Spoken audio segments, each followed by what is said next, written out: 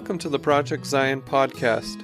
This podcast explores the unique spiritual and theological gifts Community of Christ offers for today's world.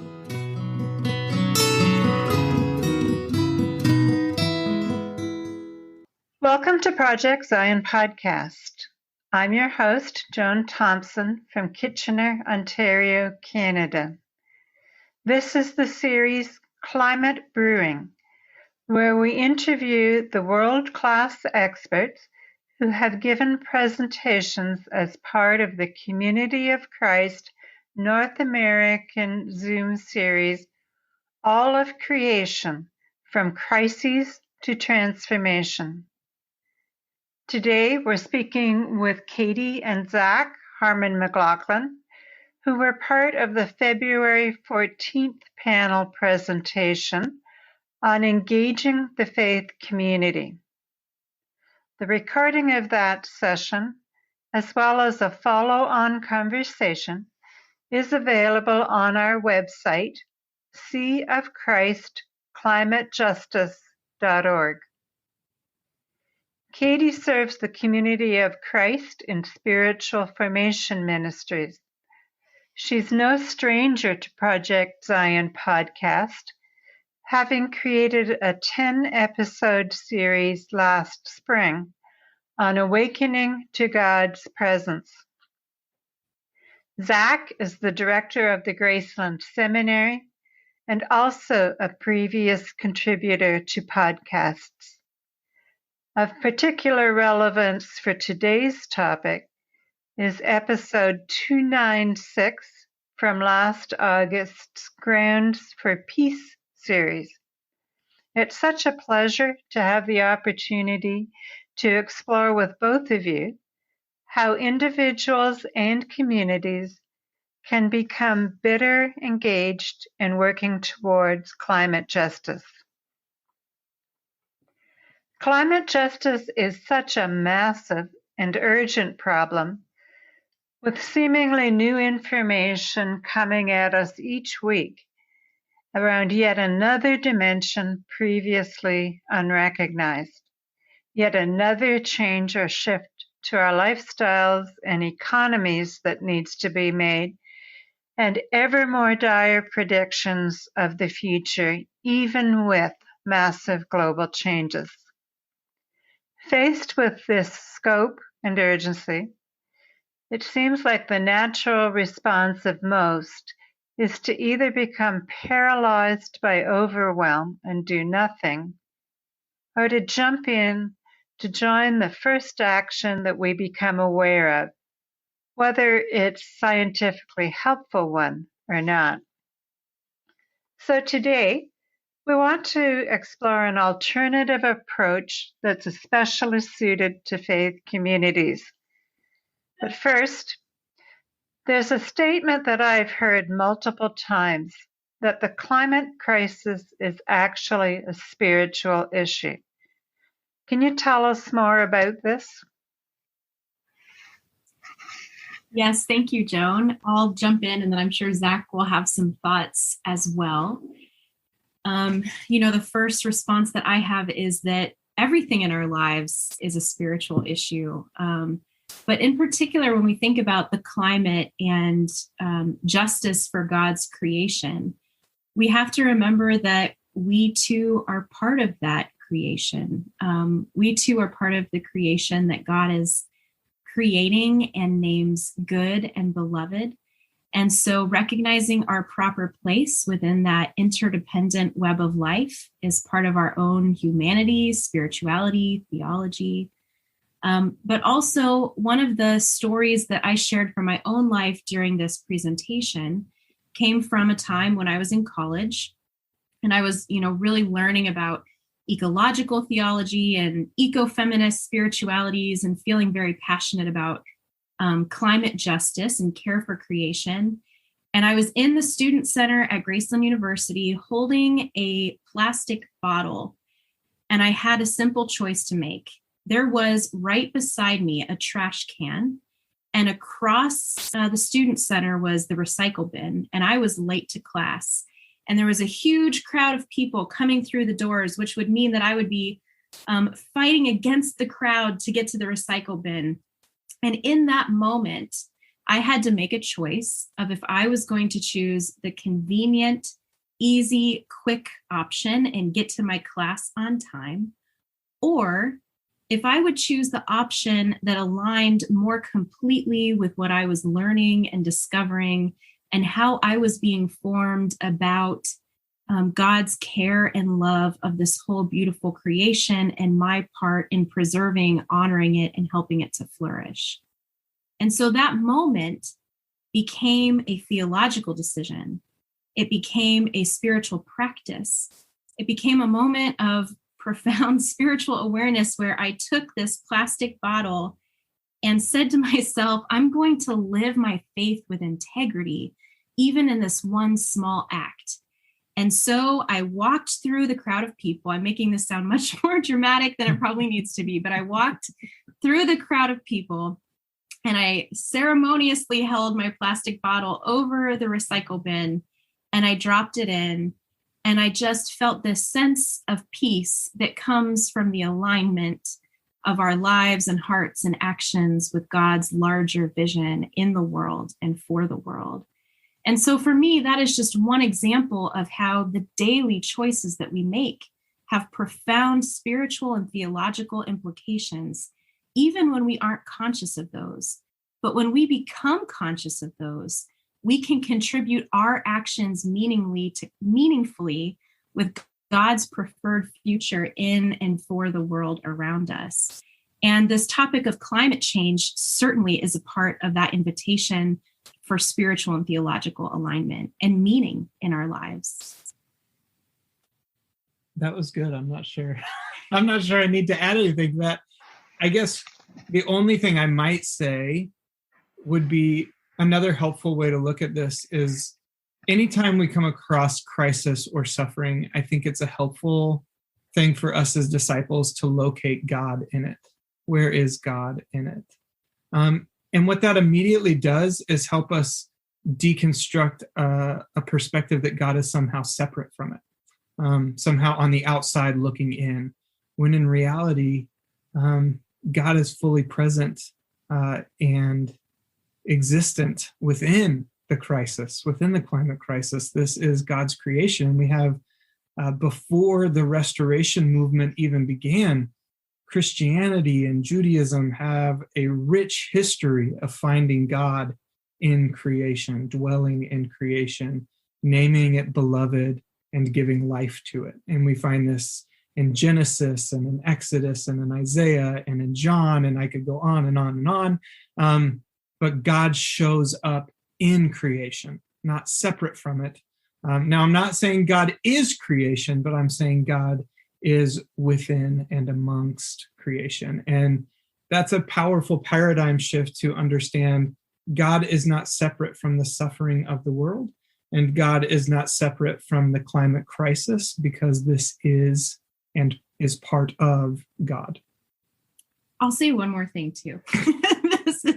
This is for me, one of my passions. This is what happens when you have a couple do a podcast together. Every time Zac says something, it'll spark something in me too. One of my favorite quotes, and this is kind of a summation of ecological theology, comes from one of the most renowned ecological theologians, Sally McFaig. The world is the body of God, which is a profound statement that reflects our theological belief in incarnation. And so when we understand creation to be the body of God, then that profoundly impacts the way that we understand our actions toward that creation. And whether we are acting in a manner that is a desecration of the body of God, or acting in a manner that is more sacramental and honoring of the body of God that is the creation, the cosmos, of which we are privileged to be a part. Wow. That kind of changes everything, doesn't it? It shifts everything. Very much. When we started this series back last summer, rather than jumping right into the science and the facts, we started with the 3-month journey where we offered conversations around the sacredness of creation.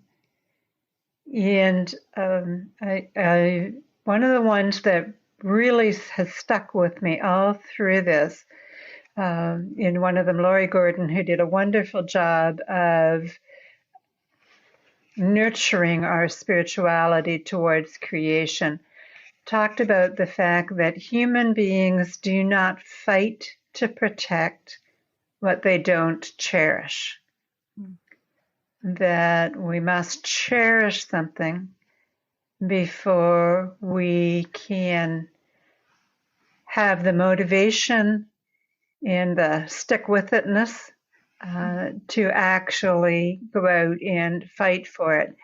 So I'm wondering, I know this is putting you on the spot, do you have any suggestions or ideas for how our listeners can start to really become cherishers of creation, aside from and in conjunction with viewing all of creation as the body of God? That's a wonderful beginning. Is there anything else that you would recommend as a simple or easy thing for people to start incorporating? I'll share, and then you can jump in. We once did, Katie and I once did a climate justice retreat for a congregation, and we did it with our great friend, mentor, minister extraordinaire Dave Hines.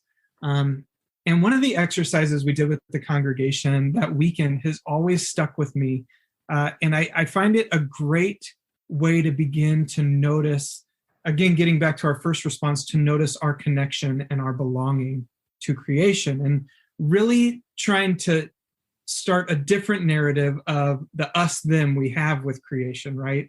I'm not an animal. I'm not this, and really starting a narrative of belonging and connectedness. So what we did was we asked the congregation to look at their sacred space. We were sitting in the congregational building, and we began to ask them to notice the elements around them. The brick that made the walls. Where did that brick come from? What earth did it emerge from? Who mined it and dug it out of the ground, molded it, and then burned it to make it brick? And the building had these huge wooden beams creating a massive vaulted ceiling. Where did those beams come from? And what trees created those beams? And how did they get here, right? And you get the point. We literally just asked them to look around the room they sat in, the room they called beloved and sacred, where they were baptized and where they've been married and their kids have been married and they've had these sacramental experiences, all housed in creation. And noticing where it came from and what it means and how we got it, I think is such a powerful and profound way to begin to notice things, to simply all of a sudden begin to realize we don't exist separately and we can't exist separately. We need resources and creation to thrive and survive. And this is a mutual partnership of life. And it was a real moment for me to really, again, begin that process of connection and understanding my belonging to nature. Not my dominion of it, but my belonging to it. So I've always found that to be a helpful exercise to simply, and you can do it in your house, you can do it while you're on a walk, to just start to notice the things that make up our life, where they come from, and what makes them so. Yeah, that was a profound practice for me as well. And oh my goodness, I have about 10,000 responses to this question, so I'll try to narrow it down and be succinct. One of the things that instantly comes up for me is Rabbi Abraham Joshua Heschel talks about the importance of living life in radical amazement as the heart of the spiritual life. And when we are able to look around us, as Zac mentioned, it just the everyday materials that make up our life and the things that we're able to do and where they come from, but even our own breath and being and the foods that are on our table, and start to just awaken to and cherish our intrinsic connections with the planet, because they literally daily sustain us. I think that can give us a whole new level of appreciation for creation care and its importance, not as some abstract object separate from us, but as an interdependent living organism integrally connected to us, that daily gives us the opportunity to breathe and eat and live and move and have our being, as the scripture reminds us. And so practices of gratitude, of holy attention, of gazing, of noticing the birds in the trees and the seasons changing, and all of the ways that the patterns of creation impact the patterns and cycles of our own lives, can be a wonderful way of deepening our sense of meaning and love, and growing in our ability to cherish the natural world around us, because we realize that it is part of us. And then, on top of that, I can't remember what I was going to say. I remember what I was going to say. Wendy Farley, and her new book, Beguiled by Beauty, talks about falling in love with the beauty of the world, and how as we awaken to the beauty and the integrity of beings, a recognition that everything was created not for me as a consumer or spectator, but that it has its own life and purpose and being. I mean, when we really just dwell in that awareness, it is amazing and awe-inspiring and humbling. And dwelling in the beauty and integrity of other beings, whether human or non-human, naturally deepens our compassion and our urgency to care for the people and the planet that we love, and contributes to that sense of cherishing that can help us move to action. Great ideas. I love Wendy Farley and her book, and all of her suggestions, including that beauty is not prettiness, that there's beauty in everything, in every stage. And I agree, it's such an important aspect. So Zac primarily, although Katie, I'm sure you'll have some good input too. Once we've begun cherishing the creation, and we start to sense this passion to work for climate justice in some way, you've introduced us both through the February Climate Justice webinar and also in last summer's Europe Peace Colloquy to the pastoral spiral model from Maria Simperman's book, Social Analysis for the 21st Century. So for individuals and communities who may be feeling overwhelmed about where to even start and what they might possibly do to make even a small contribution to such a huge issue, what is it about this model that actually adds two more dimensions to the typical pattern of experience an issue and then go straight to responding to it? What is it about this that can cut through the overwhelm and confusion for us? Yeah, I could talk about the pastoral spiral for a long time. In fact, Joan has heard me talk about the pastoral spiral for a long time.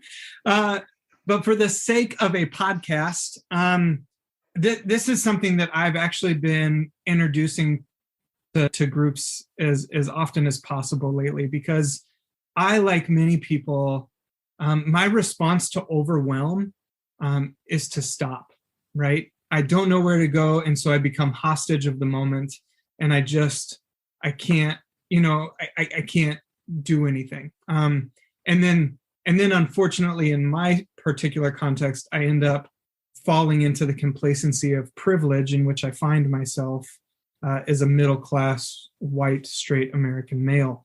So out of sight, out of mind, it's not my problem, and I stop. The pastoral spiral does a couple things that are really profoundly important for us in times of overwhelm. One, it gives us focus. It reminds us that, hey, you don't have to solve the whole problem because the whole problem isn't solvable. But you can act within your context to make significant and profound change. And so that's really what the pastoral spiral does, is it gives us an opportunity to become social change makers in our context.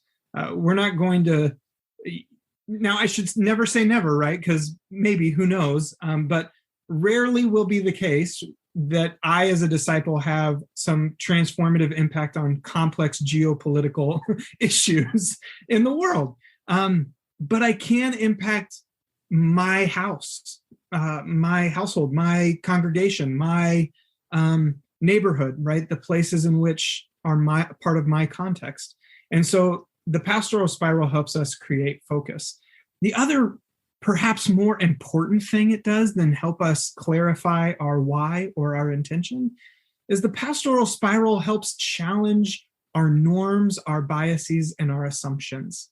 And so we no longer approach a certain problem or issue solely from our own lens, but we invite other voices into the conversation, other perspectives, other data points that reshape and reframe the very way in which we think. This is important because when those things happen, we muster the courage to walk against the stream of culture across the room to a recycle bin and put a plastic bottle away, because we're rethinking the way we understand ourselves in the world. So the pastoral spiral has four main parts. You start with experience or encounter. You move into social analysis, which is understanding the broader context of your experience. That moves you into faith reflection, or the spiritual reflection, theological reflection, discernment of that context and experience that moves you ultimately toward new questions, new actions that ultimately lead you to new experiences, encounters that lead you to other analyses. So that's the third, I think, major important part of the pastoral spiral, which is we largely live in a world that is very linear. And most of the models and formulas we encounter are A plus B equals C. And so if you just do this, by the time you get to C, you will have resolved and solved the problem of climate in your context. That's not the case. This is a cycle. And so what cycles do is they don't take us linearly, they take us down into the depths. We continue to go farther and farther, deeper and deeper. I like to call these kinds of things Luke 5 methods. And Luke 5 is the scripture where Jesus gets on the boat, tells them to stop casting in the shallows, go into the deep water. They're hesitant, they do. They catch an abundance of fish. So this is a Luke 5 method of, we've been trying it our own way for a long time. And Jesus is on the boat disrupting us, saying, hey, you're not quite getting it. Try going deeper. And we're like, but Jesus, we can figure this out without you. And it's time for us to let go of that hesitancy and try going deeper into a thing. And so the pastoral spiral presents a multitude of opportunities to do just that, to not just assume that there is a quick fix or what, like, sometimes I like to call them Amazon fixes. Overnight, we'll solve the problem and then it's done.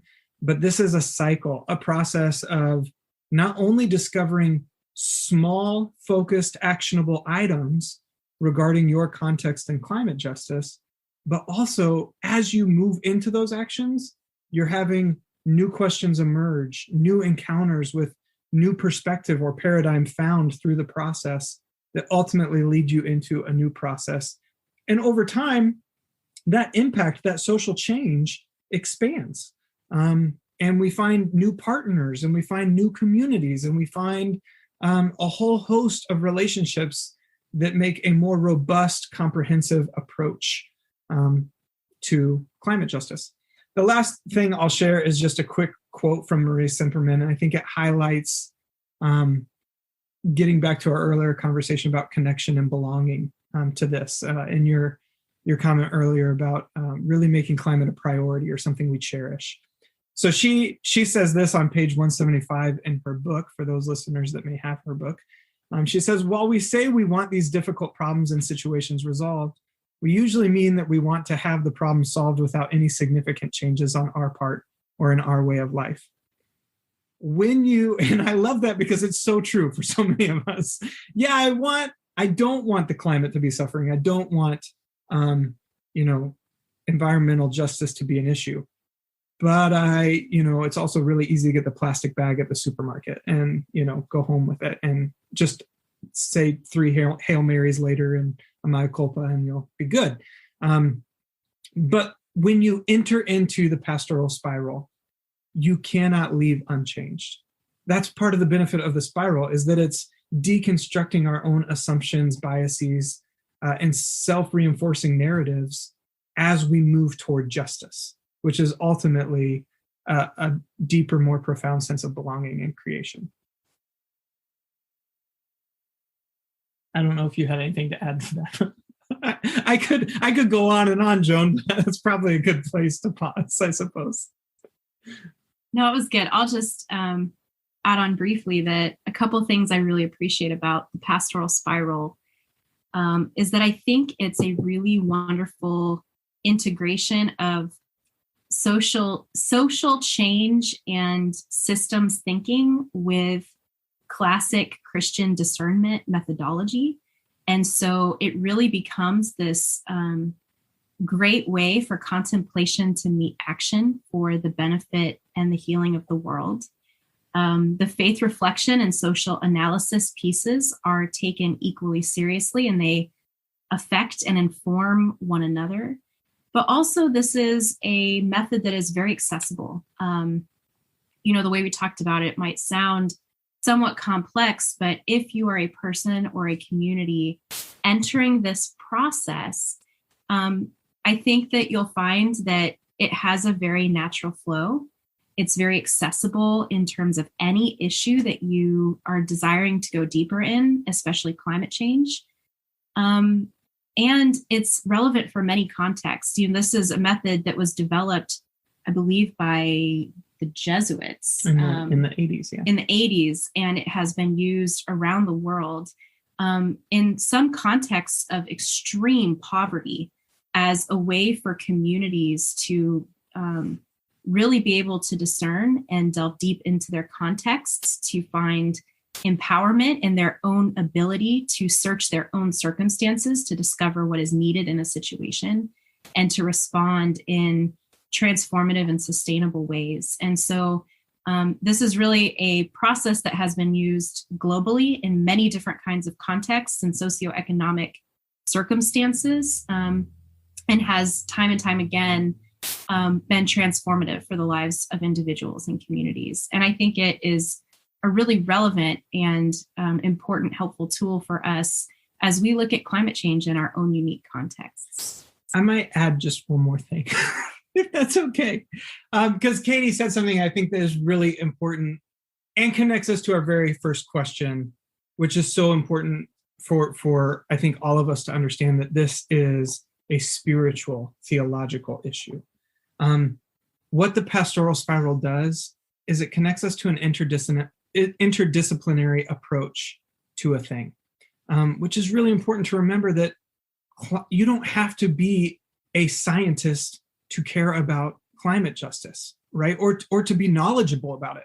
You don't just have to be a sociologist or a theologian or an educator or a healthcare professional, right? Like the pastoral spiral takes an interdisciplinary approach at discovering the incredible interconnections and intersections of any given justice issue to help us seek a holistic approach to action and justice, which is, again, just such an important part of its method and process. Okay, that all sounds wonderful. And so I'm really getting a sense here of how important this kind of an approach is, especially for an issue that we're in it for the long haul, that we need to make, not overnight, but we need to make significant change and adaptation. So I want to go back for a minute to the overwhelm and tell you a little about the story in my congregation. We started 2 years ago. We spent the winter and spring months learning in our adult discussion class about climate change and all of the issues. We did it through a video and discussion approach where we watched a whole bunch of different videos and talked about them. And then the intent was that fall we would then move into action. Well, we didn't do that because someone decided to start seminary and got totally sidetracked by reading and studying seminary textbooks, and also being involved in the North American Climate Justice team. So long story short, it's 2 years later now. We haven't done anything except show up for a few protest marches.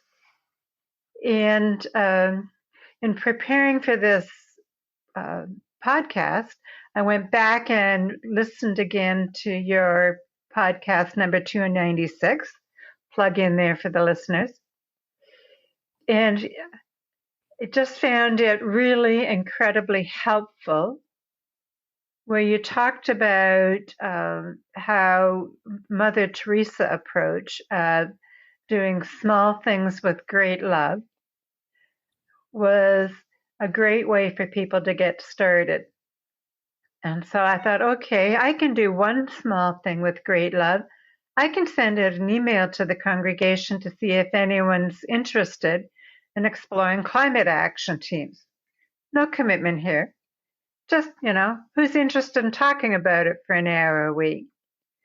And so then 8 of us are now meeting on a weekly basis. And all along I've thought, I should contact this person and find out some information, and this person and that person and the community and government and interfaith. And it just seemed overwhelming. But now that we've got 8 of us, each person has agreed to do one thing. That's all we're starting with, is just making one contact to get more information to take us to the next step. So is this what you're talking about in terms of the way for congregations and other groups to slowly and easily, naturally move into the process? Yes, amen. 100 times over, amen. Yes. One thing so I do love Mother Teresa's approach of small things with great love. She changed the world with that approach. And one important thing to remember about Mother Teresa was that she focused on her context. She wasn't looking at the global world issue of children or child orphans or childhood poverty. She was focused on her context in Calcutta, which is pretty powerful and profound. Another thing, though, I think in my context in the United States, something that has been highlighted by the last year's narrative of racial justice and the cultural shift and understanding and awareness of that's been happening in the United States has been an echoing flag of progress, not perfection. I shouldn't say we, I should say I fall under that category where I don't want people to see rough drafts of my stuff, right? I want to make sure it's fully ready to go and solid, and I've read it 10 times and blah, blah, blah. But what I'm starting to learn about issues of justice, which the climate is an issue of justice, is that we don't have time for perfection. We have to stumble our way through it. Now, that's not meant to be flippant and say, don't take care or intention in what we do. But what that is to say is that we can no longer hesitate in order for 50,000-foot moonshots. We've got to look at this more as a Mount Everest situation. And you know how you get to the top of Mount Everest? You put one foot in front of the other, and you take a step, and then a step, and then a step. And it's a long walk, right? That's how you get to the top of Mount Everest. And so if we really want to move on issues of justice, we do exactly what you are doing in your congregation. And it's baby steps with a big idea, but baby steps nonetheless that ultimately lead us towards social change and social transformation. So I think that's really important. And I think we as a community of Christ, as disciples, as Christians in the world, we need to stop hesitating for perfection and begin moving toward the progress of the good news of Jesus Christ, which is justice. I'll also add in there real quick, as parents of a 3-year-old, we call this the Anna from Frozen approach. And some people might be familiar with the song, The Next Right Thing. But that's a big part of this is moving one step at a time. And, the pastoral spiral assumes a systems thinking approach. And even if you don't understand systems thinking, as a listener, there is this intrinsic part of our discipleship that recognizes that we are dependent upon one another, that we live in interdependent relationship with each other and with all of creation.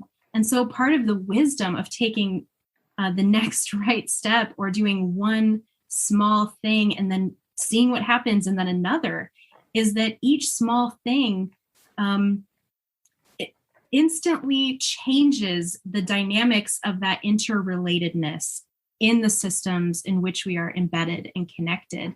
And so then that changes what the next step after that might be. And that's a very different way of operating than saying, okay, our 5-year goal is that we will get to here, and this is the exact plan, we're going to do it, and nothing better interrupt us or get in our way. Rather, that way of proceeding, of taking one thing at a time, assumes something that's true about the nature of reality, which is that it is disruptive and dynamic and ambiguous and uncertain. And as we step closer to something, we see it more clearly, and that helps us discern and refine what the step after that might be. And that's why a process, a cycle, a spiral approach is so helpful. But I'll just say one more thing to the overwhelm, which is that because this is a method rooted in our faith, it also helps us to cultivate the very deep resources of people of faith who are facing urgent and overwhelming issues such as these in a time such as this. That we are rooted not in our own immediacy or agenda, but our action is rooted and grounded in God, the source of life, the source of creation, source of love, source of a perennial hope that sustains us and gives us courage and integrity and faith, even in the midst of seemingly insurmountable odds. And so I think that's one really valuable resource that people of faith can bring to these perplexing issues that affect us as a global humanity, is that activism without spirit can quickly run dry and drain us out and empty us out of our energy and motivation. But when we find our lives consistently tapping into that deeper source that motivates our actions, we can find the energy, courage, and faith we need to engage over the long haul, even if we don't see the immediate success we would desire. Yeah, and I will just add to that, since that's what happens when you interview a couple in a podcast. Even though it's always dangerous following Katie, as she's much more brilliant than I, but she said something that I think is really important, which is something that I find really hard is to actually participate in what I believe. And what I mean by that is having trust that God shows up in it, that it's not just Zach's agenda, that it's not just Joan or Katie's ideas and agenda, but that we're actually prophetically participatory with God in God's liberative work of justice. And that's really hard because we live in a capitalist society that's consumer driven. And so we often get caught in strategy sessions and business models of how to create a product to be sold, when in reality, our job as disciples is to actually believe that God is in the work with us, that God is doing the leading, God is doing the inviting, God is doing the healing, and that we are participants in that. And that is hard. That makes us actually have to be not just believers, but faithful believers. And that is hard for us. And I shouldn't say us, I should say me. That's hard for me because Zach's ideas are the best ideas. Zach's agenda is the best agenda, right? And I get so busy doing the work that I forget to notice the burning bush right in my front yard. And so I think Katie's point is really important there. I love all of that. I really liked, Katie, your concept of the next right step, because that just takes a whole lot of pressure off. If we only have to decide this week on the next step for this week, not worry about next week or next month. And for both of you, that concept, that it's God in the lead here, that also takes just a whole lot of pressure off, having to figure it out and be right. So all very, very helpful concept. So I'd like to ask you each, what do you most want listeners to take away from this session? Is there one practice or action or idea that you most want people to take away from this to help them get started, if they haven't already got started, in climate action? You can start. You can start. Why don't you get started? All right, I will start.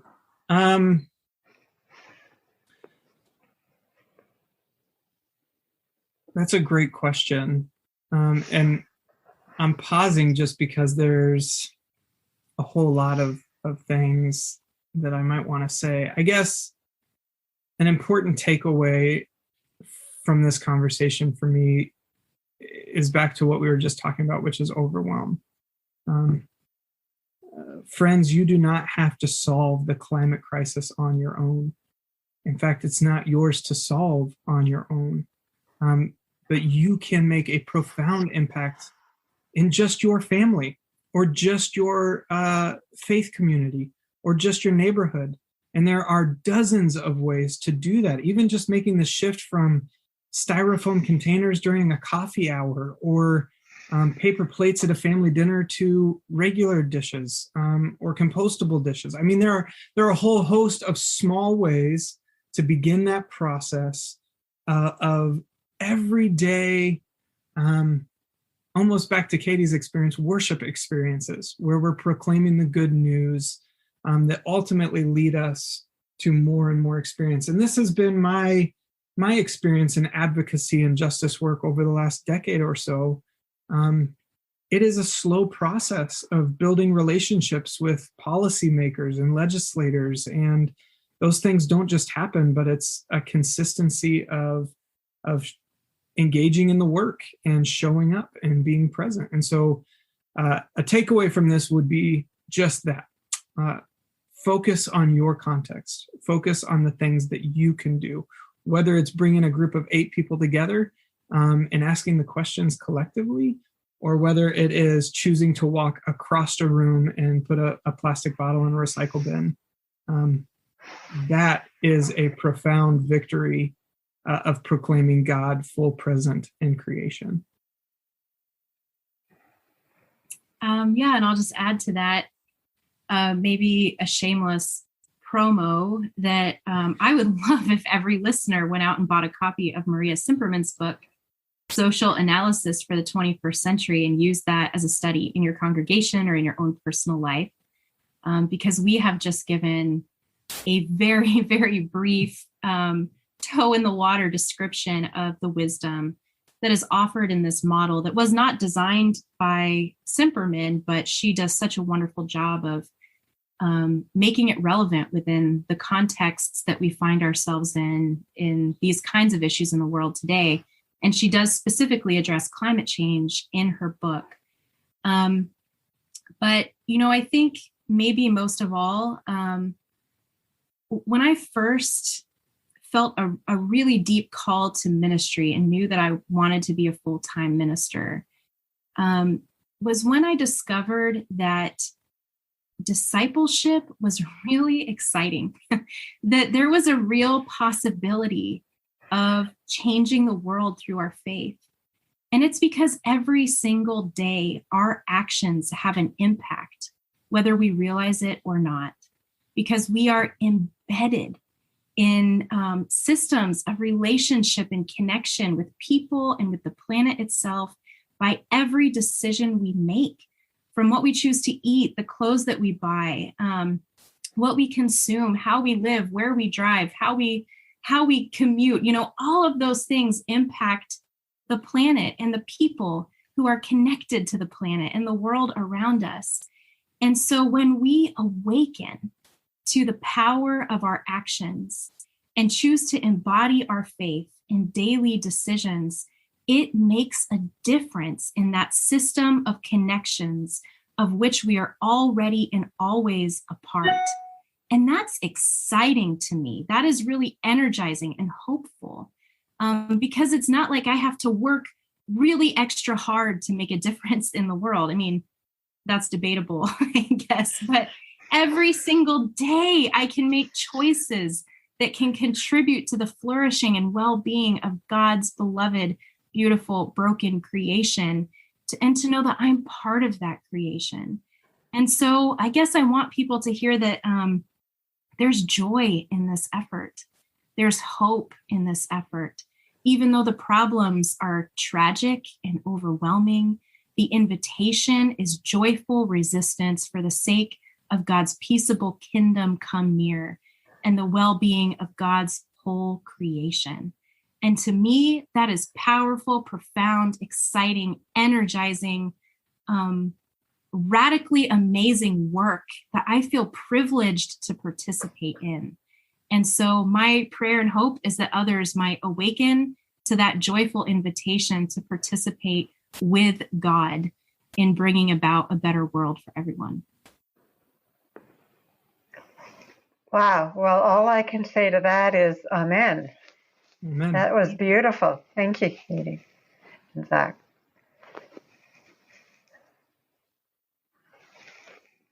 My last question was going to be what gives you hope, but Katie, I think you've already covered that. So unless there's anything either of you wants to add at this point. Well, I think I might just add one, since Katie added a shameless plug, I might also just say this. We teach this stuff in the Community of Christ Seminary. We teach from this book in the Community of Christ Seminary. And if you are listening to this podcast and you're resonating with this process or this kind of language and narrative, this is what we do in a theological education setting. This is what we do in the seminary. It is about practical application and social change.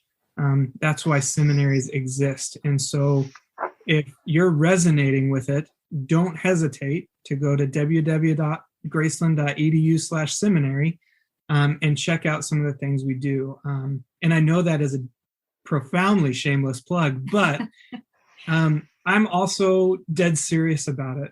I'm not the kind of person to just do a job for a job. I'm passionate about what I do, and there's a reason we teach this kind of methodology and this kind of thinking to lead us toward a more just, a more peaceful world in which we can daily encounter God's movement and reign.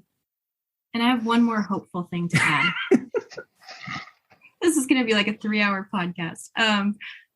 One thing that gives me tremendous hope is this committed group of disciples in the Pacific Northwest of the United States and throughout Canada who have decided to put together this Climate Colloquy series because it felt like such an urgent, passionate issue to awaken us as a church to the necessity of action in this area. And so, Joan, I'm really, really grateful for your work and for the work of the team and for your willingness to put this issue before the church in such an intentional and meaningful way. That gives me hope too. Amen. Thank you, Katie. And I need to say that it's so easy in our faith community to do this kind of stuff. We did not get official permission to form this committee. We formed this committee and talked about what we wanted to do and decided we were going to do a colloquy, and then we informed the First Presidency. And Brother Veazey said, appreciate you keeping me informed. And so long as we tell them what we're doing so they can put the brakes on if they see an area of concern, it's just so freeing and empowering to be part of that kind of community that says, oh, you got an idea? Go with it. So I appreciate all that. And Zac, I have to tell you that I said many times when my husband was in seminary that one thing I knew for sure was that I would never take a seminary degree. I had zero interest in ever doing the seminary journey, but it has been delightful, time-consuming in some cases, but it's been a wonderful journey. So thank you for your plug. It's fine. So I think we'll call it a day. So thank you so much, both Katie and Zac, for sharing generously of your time with us today and in your daily lives.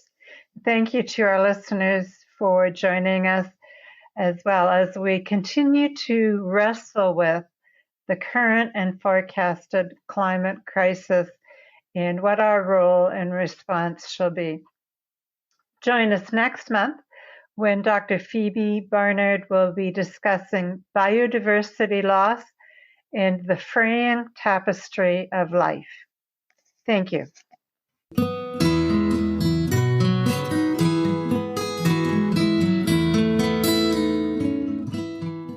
Thanks for listening to Project Zion Podcast. Subscribe to our podcast on Apple Podcast, Stitcher, or whatever podcast streaming service you use, and while you are there, give us a 5-star rating. Project Zion Podcast is sponsored by Latter-day Seeker Ministries of Community of Christ. The views and opinions expressed in this episode are of those speaking and do not necessarily reflect the official policy or position of Latter-day Seeker Ministries or Community of Christ. The music has been graciously provided by Dave Hines.